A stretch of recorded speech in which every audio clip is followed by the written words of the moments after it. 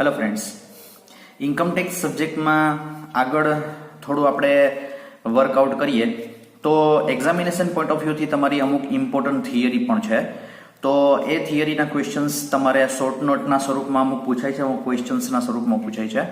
તો એ થિયરી પણ તમારું વેટેજ એનું 14 માર્ક્સનું એપ્રોક્સિમેટલી હશે અને કદાચ બની શકે કે 14 માર્ક્સથી વધારે પણ હશે. તો એમાં કયા કયા ઇમ્પોર્ટન્ટ ક્વેશ્ચન્સ છે તમને હું આપી દઉં છું. આટલી તમે થિયરી વ્યવસ્થિત રીતના જોઈ લેશો, બરાબર, તો આઈ થિંક તમારો most of theory portion cover થઈ જશે, બરાબર. તો એમાં સૌથી પહેલા છે એસેસમેન્ટ યર અને પ્રીવિયસ યર, જે આપણે ઓલરેડી જોઈ ગયા છીએ, બરાબર. પછી એસએસસી એટલે કોણ? તો કે જે ટેક્સ પે કરે છે, જેની ટેક્સનું કેલ્ક્યુલેશન કરવામાં આવે છે ઇન્કમ ટેક્સના રૂલ મુજબ, જે વ્યક્તિનું ટેક્સનું કેલ્ક્યુલેશન કરવામાં આવે છે. દાખલા તરીકે આપણે મિસ્ટર એક્સ લઈએ છીએ તો મિસ્ટર એક્સની ઇન્કમનું કેલ્ક્યુલેશન થાય એટલે કરદાતા જેને આપણે કહીએ છીએ, બરાબર, ટેક્સ પેયર, તો એને એસએસસી કહેવાય. પછી એગ્રીકલ્ચર ઇન્કમ છે, તો એગ્રીકલ્ચર ઇન્કમ છે એ ઇન્કમ ટેક્સમાંથી એક્ઝેમ્પ છે અને એગ્રીકલ્ચર ઇન્કમમાં શું શું ઇન્ક્લુડ થાય છે એ તમને થિયરી પોર્શનમાં આપ્યું છે. અહીંયા એગ્રીકલ્ચર ઇન્કમનું બહુ બ્રોડ એ લોકોએ કોન્સેપ્ટ આપ્યો છે, એટલું બધું આપણે લખવાની જરૂર નથી, બરાબર. એમાંથી જે મેઇન કોન્સેપ્ટ છે એને તમારે સાઈડમાં લખી લેવાના છે અને એટલી વસ્તુ તમે એગ્રીકલ્ચર ઇન્કમમાં લખી શકશો. એક્ઝેમ્પ્ટેડ ઇન્કમ અહીંયા એની 10 ક્યારેક એમ પૂછે છે કે એની 5. એક્ઝેમ્પ્ટેડ ઇન્કમ એટલે શું? તો કે અંડર સેક્શન 10 વાળી જે સેક્શન છે, બરાબર. આપણે જો તમને HRA માં મેં એવું લખાવ્યું હતું કે એક્ઝેમ્પ્ટેડ અંડર સેક્શન 10(13)A, તો એ સેક્શન 10 વાળી મેઇન સેક્શન એની 10 છે, તો એક્ઝેમ્પ્ટેડ. એવી ઘણી બધી એક્ઝેમ્પ્ટેડ ઇન્કમ છે આપણી, બરાબર. તેમાંથી કોઈ પણ 10 આ લોકો પૂછે છે, ક્યારેક 5 જ પૂછે છે, તો આપણે 10 કરી લેવી, બરાબર. એક્ઝેમ્પ્ટેડ સેક્શન 10 વાળી જે પણ તમને જોવા મળશે ને એ બધી જ તમારી એક્ઝેમ્પ્ટેડ ઇન્કમ છે, બરાબર. 10(13)A, 10(10)A, 10(10), બરાબર, આવી ઘણી બધી હશે. 10(14)A, બરાબર, 10(14), એવી ઘણી બધી છે. તો એવી તમે ખાલી 10 યાદ રાખી લેશો. એમાં ડિસ્ક્રિપ્શનમાં બહુ ડિટેલિંગમાં જવાની જરૂર નથી, થોડો ખાલી કોન્સેપ્ચ્યુઅલ માર્ક્સને ધ્યાનમાં રાખીને તમે કોન્સેપ્ટ એમનો બતાવી દેશો. દાખલા તરીકે આ 10(13)A માં તમારે લખવાનું થાય તો HRA એક્ઝેમ્પ્ટેડ, બરાબર, અંડર સેક્શન 10(13)A, એમાં તમે ખાલી લખી શકો કે મિનિમમ ધ ફોલોઈંગ 3. તો આવી રીતના તમે ખાલી 10 બતાવી દો તો પણ તમારું વ્યવસ્થિત રીતના શોર્ટ નોટ થઈ જશે. ક્યારેક 5 જ પૂછે છે. રેસિડેન્શિયલ સ્ટેટસ, તમે ઇન્ડિવિડ્યુઅલનું રેસિડેન્શિયલ સ્ટેટસ, તો આના ઉપરનો હું તમને એક લેક્ચર આપીશ, બરાબર, કઈ રીતે આનું રેસિડેન્શિયલ સ્ટેટસનું કઈ રીતે કેલ્ક્યુલેશન થાય છે, બરાબર. સેક્શન 80C જે આપણે ઓલરેડી સમજી ગયા છીએ ડિડક્શનમાં, સેલેરી ચેપ્ટરમાં. સેક્શન 80D બહુ સિમ્પલ છે, તમે જોઈ લેશો તો પણ તમને ધ્યાનમાં આવશે. આ શેની છે? મેડિક્લેમની છે, મેડિક્લેમ, બરાબર. કોઈ પણ વ્યક્તિ દાખલા તરીકે પોતાની હેલ્થ માટે મેડિક્લેમ લેતા હોય છે તો એ પણ ઇન્કમ ટેક્સ 80D માં બાદ આપે છે. તમે જોઈ લેશો તો બહુ સિમ્પલ છે કે મેડિક્લેમનું જે પ્રીમિયમ ભરો છો એ તમને બાદ મળે છે. Gross total income, gross total income એટલે ગ્રોસ સેલેરીની ઇન્કમ તો આપણે સમજી ગયા, પણ આ સેલેરીની ઇન્કમ થાય, હાઉસ પ્રોપર્ટીની ઇન્કમ થાય, બિઝનેસની ઇન્કમ થાય, બરાબર, કેપિટલ ગેઇનની ઇન્કમ થાય, આ બધાનો એક સાથે સરવાળો કરો ને એટલે ગ્રોસ ટોટલ ઇન્કમ તમને મળશે. એટલે જોઈ લેશો તો પણ તમને ધ્યાનમાં આવી જશે. પર્સન એટલે શું? તો કે વ્યક્તિ. ઇન્કમ ટેક્સની દ્રષ્ટિએ ઘણા બધા વ્યક્તિ છે પર્સનની ડેફિનેશનમાં. એમાં ઇન્ડિવિડ્યુઅલ આવે, બરાબર, પછી કોણ આવે? કંપની આવે, તો કંપની પણ પર્સન છે, બરાબર. પછી પાર્ટનરશિપ ફર્મ, તો એ પણ એક પર્સન છે. પછી કોઓપરેટિવ સોસાયટી, એ પણ એક પર્સન છે. ટ્રસ્ટ, એ પણ એક પર્સન છે, બરાબર. તો પર્સનમાં ઘણા બધાને ઇન્ક્લુડ કર્યા છે. AOP છે એટલે એસોસિએશન ઓફ પર્સન, તો એ તમે જોશો એટલે તમને ધ્યાનમાં આવી જશે. બહુ સિમ્પલ છે, બરાબર. તો આટલી તમારી ઇન્કમ ટેક્સમાંથી થિયરી હોઈ શકે. પછી જીએસટી એક આપણે આ લોકો ઇન્ક્લુડ કર્યું છે, તો જીએસટીમાંથી આ 4 ક્વેશ્ચન તમારા ઇમ્પોર્ટન્ટ છે, બરાબર. આ 4 તમે વ્યવસ્થિત રીતના જોઈ લેશો તો જીએસટીનો કોન્સેપ્ટ પણ તમને વ્યવસ્થિત રીતના સમજાઈ જશે અને તમારા થિયરી પોર્શનમાં કવર થઈ જશે, બરાબર. એમાં explain the GST, goods and service tax, GST એટલે, બરાબર.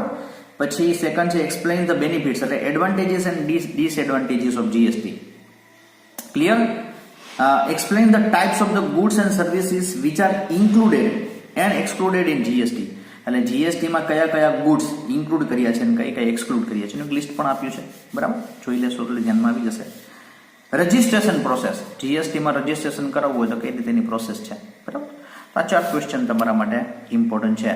તો આ થિયરી પોર્શનમાં તમે આટલું કરી લેશો તો આઈ થિંક તમને 90% તમારું કવર થઈ જશે. ઓકે ફ્રેન્ડ્સ, તો હવે આપણે શરૂ કરવા જઈ રહ્યા છીએ new chapter, that is income from house property. Very simple chapter and easy to calculate the sum. બરાબર. હવે હાઉસ પ્રોપર્ટીની જે ઇન્કમ છે એ ઇન્કમમાં શું શું આવી શકે એ પહેલાં જોઈ લઈએ આપણે. તો કે હાઉસ પ્રોપર્ટીમાં આપણે કોઈ પણ મકાન રેન્ટ ઉપર આપીએ છીએ, ભાડે આપીએ છીએ, અને એમાંથી જે ભાડાની આવક થાય છે, બરાબર, એ જે ભાડાની આવક છે એ ઇન્કમ ફ્રોમ હાઉસ પ્રોપર્ટીમાં ટેક્સેબલ છે. બરાબર. એટલે આ ખાસ યાદ રાખવાનું છે કે આપણી માલિકીનું કોઈ મકાન છે એ આપણે ભાડે આપ્યું છે અને એમાંથી જે ભાડાની આવક થાય છે એ ભાડાની આવક અહીંયા ટેક્સેબલ છે. બરાબર. તો અહીંયા ભાડું કન્સિડર કરવું પડશે. એવું પણ બની શકે કે એક કરતાં વધારે મકાન આપણી પાસે હોય ને 3-4 મકાન ભાડા આપ્યા હોય તો બધામાંથી જે ભાડાની આવક થાય છે એ બધી જ આપણે ટેક્સેબલ થશે અને ઇન્કમ ફ્રોમ હાઉસ પ્રોપર્ટીમાં આપણે ટેક્સેબલ કરવી પડશે. ઓકે. તો હવે અહીંયા ફ્રેન્ડ્સ આપણે ક્વેશ્ચન થાય કે ભાડું એટલે કયું ભાડું લેવું. હું તો ખોટું પણ ઇન્કમ ટેક્સને દર્શાવી શકું. મને મળતું હોય ભાડું 5,000 અને હું એમ કહી દઉં કે ભાઈ 3,000 મને ભાડું મળે છે, તો શું ઇન્કમ ટેક્સ સ્વીકારી લેશે? બરાબર. તો આવું થવાના ચાન્સીસ છે અને એટલા માટે થઈને ઇન્કમ ટેક્સે એક પ્રોવિઝન પણ વચ્ચે કાઢી છે કે ભાઈ તમારે ખરેખર કયું ભાડું ગણવાનું. તો 4 પ્રકારના ભાડા હોઈ શકે. બરાબર. અને 4 પ્રકારના ભાડામાંથી કયું ભાડું લેવું, બરાબર, એ ઇન્કમ ટેક્સ તમને કહેશે. બરાબર. તો ફ્રેન્ડ્સ, તમને જો અહીંયા 4 પ્રકારના ભાડા આપ્યા છે, કયા કયા હોય છે કે ફેર રેન્ટ. ફેર રેન્ટ એટલે શું? તો કે સેમ આપણા જેવી જ પ્રોપર્ટી, આપણા જ વિસ્તારમાં સેમ ફેસિલિટી વાળી બીજી કોઈ પ્રોપર્ટી હોય, બીજા કોઈનું મકાન હોય અને એમાંથી શું ભાડાની આવક થાય છે, બરાબર, એને કહેવાય ફેર રેન્ટ. બરાબર. તો એ ઇન્કમ ટેક્સ કન્સિડર કરશે. બીજું મ્યુનિસિપલ રેન્ટ. મ્યુનિસિપલ રેન્ટ એટલે શું? તો કે દરેક મકાનનો હાઉસ ટેક્સ ભરાતો હોય અને હાઉસનું વેલ્યુએશન થતું હોય. તો દરેક મ્યુનિસિપલ કોર્પોરેશન હોય, પંચાયત હોય, નગરપાલિકાઓ હોય, બરાબર, એ આપણા મકાનનું વેલ્યુએશન, એન્યુઅલ વેલ્યુએશન કરતી હોય છે, જેના ઉપર એ લોકો હાઉસ ટેક્સ લગાવતા હોય છે. તો ભાઈ એ લોકોએ એન્યુઅલ વેલ્યુએશન શું કર્યું છે, બરાબર, એ લોકોએ શું રેન્ટ કન્સિડર કર્યું છે અથવા એન્યુઅલ વેલ્યુએશન શું નક્કી કર્યું છે વાર્ષિક, તો એ મ્યુનિસિપલ રેન્ટ થશે. Standard rent. સ્ટાન્ડર્ડ રેન્ટ શું? અમુક રાજ્યો એવા છે કે જેમાં રેન્ટ કંટ્રોલ એક્ટ લાગુ છે. બરાબર. તો રેન્ટ કંટ્રોલ એક્ટ એ યુનિવર્સલી નક્કી કરેલો એક્ટ જ છે, કાયદો છે. એ કાયદા મુજબ સ્ટાન્ડર્ડ નક્કી કર્યું છે કે ભાઈ આટલા વિસ્તારમાંથી આટલું રેન્ટ નક્કી કરી શકાય. તો એ સ્ટાન્ડર્ડ રેન્ટ મુજબ છે. તો એક સ્ટાન્ડર્ડ રેન્ટનો ફિગર પણ આપણને અહીંયા મળી શકે. And the finally actual rent. Actual rent એટલે ખરેખર તમે જે મકાન ભાડે આપ્યું છે એમાંથી ખરેખર ભાડાની આવક કેટલી થાય છે, બરાબર, એને એકચ્યુઅલ કહેવાય. હવે આ 4માંથી તમારે ઇન્કમ ટેક્સ આ 4 ને પહેલા ધ્યાને લેશે અને 4માંથી એ કયું રેન્ટ રાખશે, બરાબર, કયું રેન્ટ ટેક્સેબલ ગણશે એ ઇન્કમ ટેક્સ તમને કહેશે. હવે થોડીક વાર વિડીયો પોઝ કરી અને તમે વિચારો જી કે ભાઈ આ 4માંથી કયું રેન્ટ ઇન્કમ ટેક્સ નક્કી કરશે. ઓકે ફ્રેન્ડ્સ, તો તમે જો વિચાર કર્યો હશે તો તમને એવું લાગશે કે ભાઈ આમાંથી જે વધારે હશે ને એ ઇન્કમ ટેક્સ રાખશે. અમુક એમ કહેશે કે ભાઈ હવે આમાં થોડું મને એવું લાગે છે કે એકચ્યુઅલ જ લેવું જોઈએ, બરાબર. ઘણા બધા પ્રકારના વિચાર આવ્યા હશે, પણ એના કેલ્ક્યુલેશન માટે થઈને અહીંયા તમને એક આ લોકોએ ફ્લો ચાર્ટ આપ્યો છે, એમાંથી કયું રેન્ટ તમારે કન્સિડર કરવાનું છે. હવે ફ્રેન્ડ્સ, તમે જે રેન્ટ નક્કી કરશો એ રેન્ટને આ લોકો જીએવી કહેશે. જીએવી એટલે શું? કે ગ્રોસ એન્યુઅલ વેલ્યુ, અને એ તમારી ટેક્સેબલ અમાઉન્ટ થશે. બરાબર. કે આ રકમ તમારી ટેક્સેબલ કરી અને પછી તમારે એના આગળનું કેલ્ક્યુલેશન તમારે કરવાનું. તો ગ્રોસ એન્યુઅલ વેલ્યુ, આ 4 રેન્ટમાંથી કયો રેન્ટ ફાઇન્ડ કરવાનું, કયું રેન્ટ લેવાનું, તો એ ધ્યાનમાં રાખી અને જીએવી નક્કી કરશે. તો જીએવીના કેલ્ક્યુલેશન માટે થઈને આપણે આ આખો ફ્લો ચાર્ટ આપ્યો છે. બરાબર છે ને, નાનકડો. બરાબર. ઓકે. તો આ જીએવીના કેલ્ક્યુલેશન માટે તમે જો આટલું આમાં ઘણું બધું આપ્યું છે, reasonable expected rent, actual rent, બરાબર. આમાંથી કંઈક તમારે પ્રીવિયસ યરમાં જે હોય, બરાબર, તો થ્રુ આઉટ તમે લીધેલું હોવું જોઈએ. એમાં તમારે પહેલાં એ લેવાનું, પછી અહીંયા તમે જશો, બરાબર, તો એનું કમ્પેરિઝન તમારે જે બેમાંથી જે હાયર હશે એના રિઝનેબલ રેન્ટ સાથે કરવાનું, બરાબર. એકચ્યુઅલ રેન્ટ સાથેનું કન્સિડર કરીને વેકન્સી પીરિયડનું હોય તે માઇનસ કરવાનું, બરાબર. ઘણી બધી પ્રકારની ડિટેલ્સ અહીંયા આપી છે તમને કે હાઉસ પ્રોપર્ટી જે છે થ્રુ આઉટ પ્રીવિયસ યર તમને લીધી હોય તો શું કરવાનું, બરાબર. પછી આખો થોડોક સમય વેકન્ટ રહી હોય તો શું કરવાનું, બરાબર. પછી આખા પ્રીવિયસ યરમાં પૂરેપૂરું સમય તમને ભાડે આપી હોય તો એક પણ મહિનો ખાલી નથી રહી તો તમારે કઈ રીતે કેલ્ક્યુલેશન કરવાનું, આ બધું ઘણું બધું કેલ્ક્યુલેશન કરીને આ બધું ટિપિકલ કોમ્પ્લિકેટેડ લેંગ્વેજીસ વાપરીને ઘણું બધું આમાં સમજાવ્યું છે, બરાબર. પણ આ બધું આપણે સમજવા જાય તો મને એવું લાગે છે કે 2 મહિના જતા રહે, બરાબર. પણ આપણે એવું કરવું નથી. આનું એક સિમ્પલ ફોર્મેટ મેં બનાવ્યું છે અને it is easy to remember. A format આ કોઈ જગ્યાએ બુકમાં તમને મળશે નહીં, બરાબર. સ્પેશિયલી તમારા માટે એક્ઝામિનેશન પોઈન્ટ ઓફ વ્યૂથી ધ્યાનમાં રાખી અને વેલ એડવાન્સ પ્રિપેરેશન કરી શકો એ માટે આપણે બનાવેલું છે. ઓકે, તો હાઉ ટુ ફાઇન્ડ જીએવી, બરાબર, એ આપણે સ્ટાર્ટ કરીએ છીએ. ઓકે ફ્રેન્ડ્સ, તો આ છે તમારું જીએવી માટેનું એક સિમ્પલ ટેબલ. તમારે એને યાદ રાખવાનું છે, બરાબર.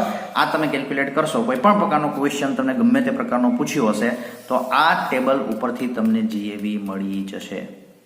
ક્લિયર? ઓકે, સૌથી પહેલા ફેર રેન્ટ. તો આ 4 રેન્ટ તો પહેલા તમે અગાઉ સમજી ગયા, બરાબર.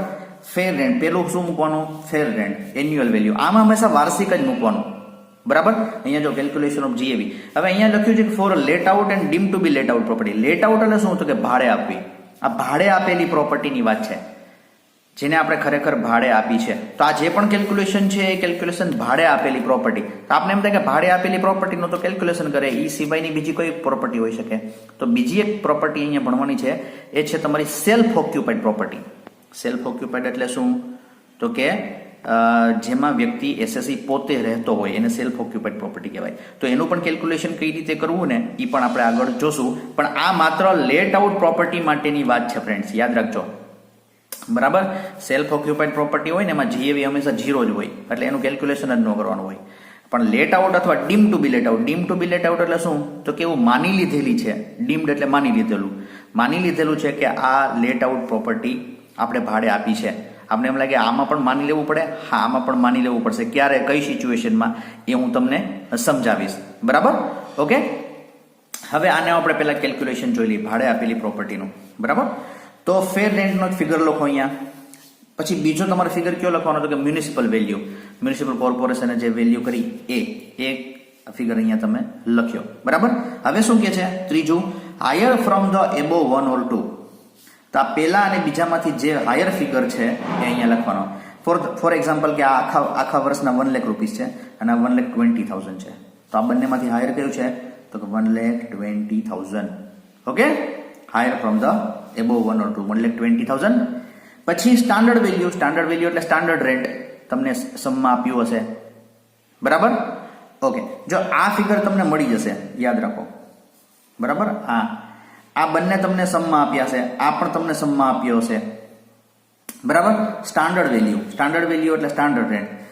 ઓકે, હવે શું કે છે પાંચમું? એ અહીંયા મૂકવાનું સ્ટાન્ડર્ડ રેન્ટ. પાંચમું શું કે છે? Lower from the એબો 3 or 4. આ 3 અને 4 માંથી જે લોઅર હોય તે. હવે આ તો 1,20,000 આવી ગયા. હવે સ્ટાન્ડર્ડ વેલ્યુ ફોર એક્ઝામ્પલ તમારે અહીંયા 90,000 છે, 90, બરાબર. તો બંનેમાંથી લોઅર કયું છે? 90,000. તો આ 5મા નંબરના ફિગરમાં શું મૂકવાનું? અહીંયા તમારે મૂકવું પડશે 90,000 મૂકી દેવાનું. હવે પછી એના પછી છઠ્ઠું શું મૂકવાનું? Actual rent minus unrealise rent. હવે ઘણી વાર અનરિયલાઇઝ રેન્ટ તમને સમમાં ન આપ્યું હોય તો એકચ્યુઅલ રેન્ટ મૂકી દેવું, બરાબર છે. અનરિયલાઇઝ રેન્ટ એટલે ફ્રેન્ડ શું? તો કે વારંવાર પ્રયત્ન કરવા છતાં આપણે ભાડે મકાન આપેલું છે પણ ઘણા એવા ભાડુઆતો હોય ને કે આપણે ભાડું જ ન દેતા હોય, બરાબર. તો એમની પાસેથી જો ભાડાની આવક આપણને મળે એમ ન હોય, બરાબર, તો એને કહેવાય અનરિયલાઇઝ રેન્ટ. 2 મહિનાનું ભાડું આપણું બાકી હોય એને દેતા જ ન હોય કોઈ વાતે, બરાબર, તો એને અનરિયલાઇઝ રેન્ટ કહેવાનું. તો એકચ્યુઅલ રેન્ટ આખા 12 મહિનાનું તમારે નક્કી કરી લેવાનું, 12 મહિનાનું, બરાબર. એમાંથી 2 મહિનાનું રેન્ટ બાદ કરી નાખવાનું કારણ કે 2 મહિનાનું મળ્યું જ નથી. તો આ એને કહેવાશે એકચ્યુઅલ રેન્ટ. આ પણ સમમાં ઇન્ફોર્મેશન તમને આપી હશે. ઓકે, હા. હવે શું કે છે 7મા નંબરનો point, higher from the એબો 5 or 6. તો આ ફિગર પણ તમને મળી જશે. તો 5મા અને 6માંથી જે હાયર છે, હવે આ તો 90,000 આવ્યું હતું. હવે actual rent minus unrealise rent, તો આ ફિગર તમારો આવે છે 1,05,000, 1,05,000 આવે છે ફોર એક્ઝામ્પલ, બરાબર. તો 90,000 અથવા 1,05,000 બેમાંથી જે હાયર કયું છે તો 1,05,000, તો એ 1,05,000 મૂકવાના થાય. 1,05,000 બરાબર. ઓકે, સમજાય છે? ઓકે, આઠમું શું છે તો કે rent for the vacancy period. Vacancy period એટલે શું? એવું ઘણીવાર બની શકે કે 12 મહિના માટે થઈને ભાડે ન પણ આપેલું હોય. હા, ઘણીવાર 11 મહિના પછી અમુક લોકો ખાલી કરાવી નાખતા હોય મકાન, તો 1 મહિનો ખાલી પણ પડતું હોય. અમુક લોકો એવું થાય કે ભાઈ 6 મહિના રોકાઈને પછી જતા રહેતા હોય, તો 6 મહિના મકાન ખાલી રહેતું હોય. બરાબર. તો એ વેકન્સી પીરિયડમાં તો આપણને રેન્ટ મળ્યું જ નથી. જેટલા મહિના ખાલી રહ્યું એટલા મહિના તો આપણને મળ્યું જ નથી. તો કેટલા મહિના ખાલી રહ્યું? ફોર એક્ઝામ્પલ કે 3 મહિના ખાલી રહ્યું મકાન. તો 3 મહિના ખાલી રહ્યું હોય મકાન, તો 3 મહિના 1 મહિનાનું ભાડું શું? તો 1 મહિનાનું જે ભાડું હોય એને ગુણ્યા 3 કરી નાખવાના, તો તમને રેન્ટ ફોર એક વેકન્સી પીરિયડ મળી જશે. ફોર એક્ઝામ્પલ કે આ 30,000 રૂપીસ આવે છે 3 મહિનાનું, પર મંથનું તમારું 10,000 છે. બરાબર. તો 3 મહિનાનું 30,000 થાય. તો અહીંયા ફિગર શું આવ્યો હતો ફ્રેન્ડ્સ? 1,05,000. તો 1,05,000 માંથી 30,000 તમારે બાદ કરી લેવાના રહેશે. તો ફાઇનલ આન્સર શું મળશે? 75,000. તો એ તમારી જીએવી થઈ જશે, gross annual value. Gross annual value શું સમજાવ્યું છે? 7 - 8, એટલે 7 માંથી 8 માઇનસ કરશો, બરાબર, એટલે તમને 9 મળી જશે. 9 ઇઝ યોર જીએવી. ક્લિયર? એકદમ સમજાઈ જાય એવું છે, ક્લિયર કટ. બરાબર. આ તમને દરેક સમમાં આ તમારું બ્રહ્માસ્ત્ર તરીકે કામ આવશે. બરાબર. એટલે જે લેટ આઉટ પ્રોપર્ટી હશે એમાં તમારે પહેલા આ કેલ્ક્યુલેશન કરવાનું રહેશે. જો ઓકે ફ્રેન્ડ્સ, સમજાઈ ગયું? હવે જીએવી મળી ગયા પછી શું? તો કે આ જીએવી આપણી વર્કિંગ નોટ છે, હજી આ આન્સર નથી. સમજાય છે? જીએવી ફાઇન્ડ કરી અને આપણે મેઇન કેલ્ક્યુલેશન હવે કરવાનું છે. બરાબર. તો મેઇન કેલ્ક્યુલેશનનું ફોર્મેટ અહીંયા આપેલું છે તમને. બહુ નાનું એવું જ ફોર્મેટ છે, કંઈ બહુ જાજુ છે નહીં એમાં. બરાબર. હવે આ તમારો મેઇન આન્સર થશે. Calculation of the income from the house property. અહીંયા તમારે પ્રીવિયસ યર નામ લખી નાખવાનું, જે પણ પ્રીવિયસ હોય, 2019-20, બરાબર, અથવા 18-19 જે પણ હોય તમારે લખી નાખવાનું. બરાબર. શું એનું ફોર્મેટ છે? પેલા ગ્રોસ એન્યુઅલ વેલ્યુ મૂકો, જીએવી. બરાબર. એમાંથી શું માઇનસ કરો? આ જીએવી તો ક્યાંથી લેવાની? તો કે આ મળી ને અહીંયા આપણને જીએવી તો ફાઇન્ડ કરી અહીંયા. એ જીએવી બેઠે બેઠી અહીંયા તમારે ફોર્મેટમાં પહેલા મૂકી દેવાની. માઇનસ શું કરવાનું? તો કે municipal and local tax paid by the owner. ઓનરે જેટલો પે કર્યો છે એ માઇનસ કરો ભાઈ. બરાબર. શું? તો કે મ્યુનિસિપલ ટેક્સ. પણ કોને પે કરેલો છે? ઓનરે, માલિકે, જે મકાનનો માલિક છે એને. ભાડુઆતે પે કરેલો હોય તો ન ચાલે. સમજાય છે? માલિકે પે કરેલો હોવો જોઈએ.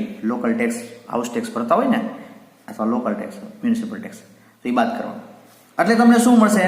તો કે નેટ એન્યુઅલ વેલ્યુ. બરાબર. હવે ઘણીવાર ફ્રેન્ડ્સ આ લોકો એમ કહે કે ભાઈ લોકલ ટેક્સ છે ને મ્યુનિસિપલ ટેક્સ 2% છે, એવું આપી દેશે 2%. તો 2% કોના સમજવાના? આપણે શું કરીએ? જીએવી ના 2%. તો ખોટું પડે. જીએવી ના 2% ન કરી શકાય.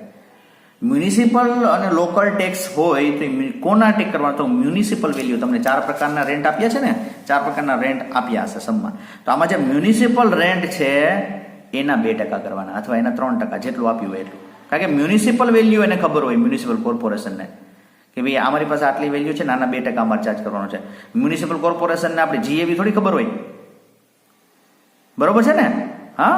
એટલે મ્યુનિસિપલ રેન્ટ ઉપર એ લોકો ચાર્જ કરશે 2%. તો તમને ઘણીવાર 2% એમ આપ્યું હશે તો તમે અહીંયા લઈ શકશો. એટલે તમને શું મળશે? એનએવી મળશે. અને એનએવી મળી ગયા પછી તમારે એમાંથી ડિડક્શન્સ માઇનસ કરવાના છે. ડિડક્શન અંડર સેક્શન 24 ના ડિડક્શન, 2 ડિડક્શન છે અહીંયા. પેલું સ્ટાન્ડર્ડ ડિડક્શન. તો સ્ટાન્ડર્ડ ડિડક્શન કેટલું છે? તો 30% ઓફ એનએવી. આના સીધા 30% કરી નાખવાના ફ્લેટ. કાંઈ વિચારવાનું નહીં, સીધું આ જે ફિગર આવે એનએવી એના સીધા 30% કરી નાખવાના. અને second, interest on loan taken for house. એટલે તમે આ મકાન જે છે, જે મકાન ભાડે આપ્યું છે, એ મકાન ભાડે આપેલું મકાન છે, એ બનાવવા માટે થઈને તમે લોન પણ લીધી હોય, તો એ લોન ઉપર જો તમે વ્યાજ ચૂકવો છો, ઇન્ટરેસ્ટ ચૂકવો છો, તો ઇન્ટરેસ્ટ તમને અહીંયા બાદ મળશે. ઘણીવાર તમે લોન લીધી હોય, ખરીદી માટે પણ લીધી હોય ને, અથવા કન્સ્ટ્રક્શન માટેની પણ લોન લીધી હોય. બરાબર. પણ કયું મકાનની વાત થઈ છે? જે મકાન ભાડે આપેલું છે એમની. તો એ જે ઇન્ટરેસ્ટ છે તમે, બરાબર, ચાલુ વર્ષનું જે ઇન્ટરેસ્ટ છે એ પછી પેઇડ હોય કે પેએબલ હોય, બરાબર, ચૂકવી દીધેલું હોય કે ચૂકવવાનું બાકી હોય, પણ આખા વર્ષનું ઇન્ટરેસ્ટ તમને અહીંયા બાદ મળી જશે. ક્લિયર છે ભાઈ? સમજાઈ ગયું? ઓકે, તો ફાઇનલી તમને taxable income from the house property directly મળી જશે. ઓકે, તો આ થઈ ગયું તમારું મેઇન ફોર્મેટ, અને આ ફોર્મેટ મેં ધ્યાનમાં રાખીને તમારે સમ કેલ્ક્યુલેટ કરવાના છે. બરાબર? આ ફોર્મેટ તમને વ્યવસ્થિત સમજાઈ જશે તો બધા જ સમ તમે ઇઝીલી કેલ્ક્યુલેટ કરી શકશો. આમ તમે સમજો કે જો આ ફોર્મેટના બધું તમને જીએવી નો કન્સેપ્ટ મગજમાં બેસી ગયો એટલે તમારું 60 થી 70% ચેપ્ટરનો પાર્ટ કમ્પ્લીટ થઈ ગયો. બરાબર? હવે એક બે કોન્સેપ્ટ જોવાના છે. એક તમારું પ્રી કન્સ્ટ્રક્શન ઇન્ટરેસ્ટનો એક કોન્સેપ્ટ જોવાનો છે, અને એક પછી તમારે બીજું જોવાનું છે સેલ્ફ ઓક્યુપેડ પ્રોપર્ટીનું. બરાબર? તો આ બે કોન્સેપ્ટ જો તમારા સમજાઈ જશે તો તમારા ચેપ્ટરમાં બીજું કંઈ છે નહીં. બરાબર? અને એક બે સમ આપણે કેલ્ક્યુલેટ કરી લેશું તો ક્લિયર તમને આ ચેપ્ટરમાં બાકીના કોન્સેપ્ટ પણ થઈ જશે. બરાબર? આ ચેપ્ટરમાં બીજી કોઈ જો ક્વેરી હોય તો તમે મને પૂછી શકો છો કોમેન્ટ બોક્સમાં. Okay, thank you very much.